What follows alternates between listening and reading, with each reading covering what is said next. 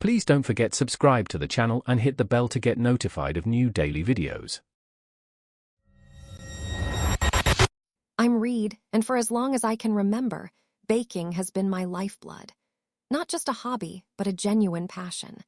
I'd been honing my skills for years, dreaming of the day I'd compete in the regional golden spatula competition. This year, I finally qualified, and I needed specific, incredibly rare ingredients. A unique blend of imported ancient grains, a special type of Madagascar vanilla bean, and a custom-made silicone mold, all exclusively stocked at Artisan's Pantry, a high-end gourmet store about a 2.5-hour drive away, across state lines. The day before the competition's final ingredient purchase deadline, a massive blizzard hit, but I wasn't deterred. My future depended on this.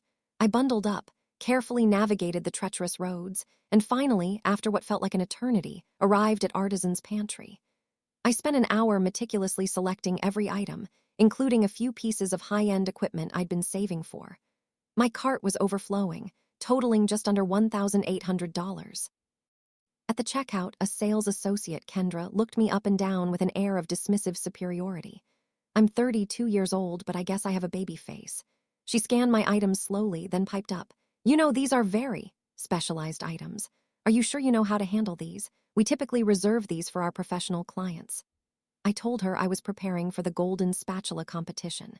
She scoffed. "Oh, a home baker. Well, we have a strict policy against reselling. Some of these items are limited to one per professional kitchen." I assured her I wasn't reselling, explaining I needed the specific grain blend for my recipe.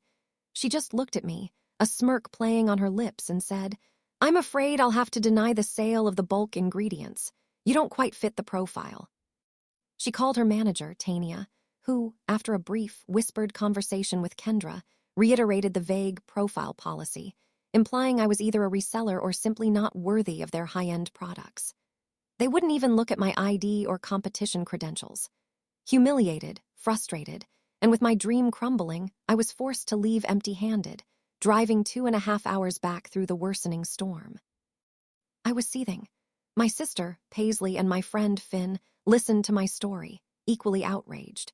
Finn, who works in logistics, mentioned how much of a nightmare large, uncollected orders can be for retailers. It sparked an idea. Artisan's Pantry had a generous online ordering system, with a policy stating that orders not picked up within 7 days would be automatically canceled, and a full refund issued to the original payment method. They also had a clause for large, specialized orders, noting they required extra handling and storage. My plan was simple, yet devastating. I went online, targeted that exact branch, and started loading my cart. I picked their most expensive, bulky items, a professional-grade stand mixer top model, a specialty blast chiller, multiple cases of their premium imported chocolate, dozens of their custom-made, intricate silicone molds, industrial-sized bags of their unique flour blends, and a large quantity of their temperature-sensitive artisanal cheeses and cured meats. I made sure to order items that required special handling, refrigeration, or significant storage space. The total came to just over $21,000. I placed the order under my name, but used a secondary email and phone number, just in case they tried to call me prematurely. The pickup window I chose was for 3 days later. I got the confirmation email, then a reminder. I ignored them all. I imagined the chaos in their back room, the blast chiller taking up a massive footprint, the delicate chocolates needing specific climate control, the perishable items nearing their expiry, the sheer value of capital tied up. After 6 days, I got a final reminder email. On the 10th day, my phone rang. It was Tania, the manager, her voice tight with thinly veiled frustration. "Reed, we have your substantial order here. When are you planning on picking it up?" she asked, clearly knowing who I was from my initial complaint. I adopted a casual, almost bored tone. "Oh, that order. After the way Kendra and you treated me last week, I decided to take my business elsewhere. Found a much more accommodating supplier who actually values customers, not just their profile." Her breathing hitched. "Are you seriously not going to pick this up? We've had it held for you for over a week." I just said, "Nope. Your policy states it gets refunded after 7 days, doesn't it? I'm sure you're well versed in your own rules." There was a long silence, then a furious click as she hung up.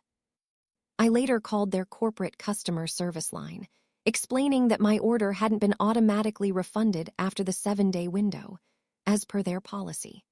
The rep was apologetic and processed the massive $21,000 refund on the spot, noting that the specific branch was supposed to handle it much earlier. I knew what that meant. Tania had been hoping I'd eventually cave or forget, trying to keep that huge amount off her books for as long as possible to hit her quarterly targets.